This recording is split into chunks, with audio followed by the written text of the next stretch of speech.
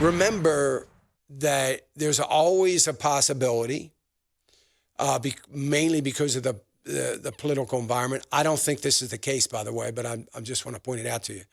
There's always a possibility that it'll be like 2008. Remember 2008, everybody panicked and got out. And guess what? They never got in. They weren't able to, because they would have had to get in while things were at a high. The problem is we've been hitting new highs since. So, and would have missed out on that. So the upside to being in when the highs happen is that the lows won't be as low as they will be now. So 3 years from now, the lows aren't likely to be as low as they would be right now if it happened. And we don't think enough about that. Well, how do you know? I don't know, but based on 130 years of trading, that's the way it's going to go, because companies are either going to continue to grow or they're not. And if they don't, then they no longer exist.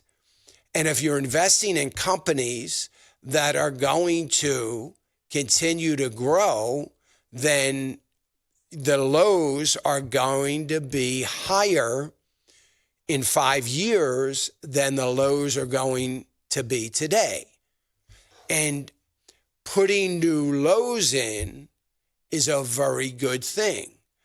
And I use this as an example because it's the best example I can think of, because I have a great deal of certainty about it.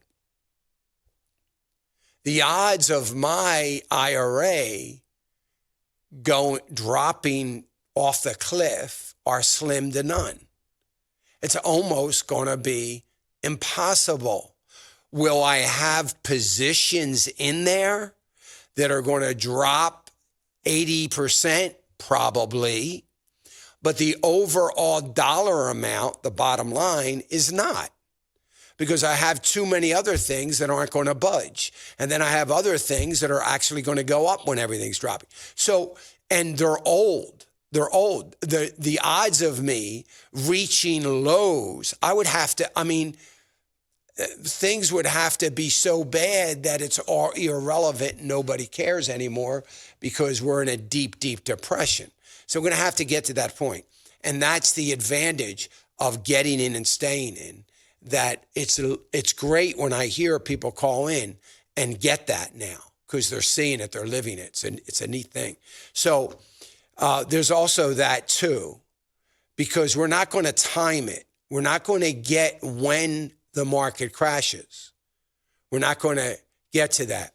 We said in 2007, I started to get out in October of 2007.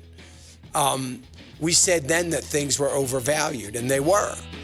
But then we had a correction, things got better, and a lot of people didn't take advantage of it. I did, because I started going in 2008 again, or the end of 2008, mostly 2009. So it's a difficult thing. What we don't want to do is try to time it. Hey, remember to click the subscribe button right here on the screen. And don't forget to hit the notification bell so you'll be notified when new content is added. And more importantly than anything, you don't want to miss all 3 live hours of Financial Issues every day from 9 to noon. And you can watch it on FISM.tv. That's FISM.tv.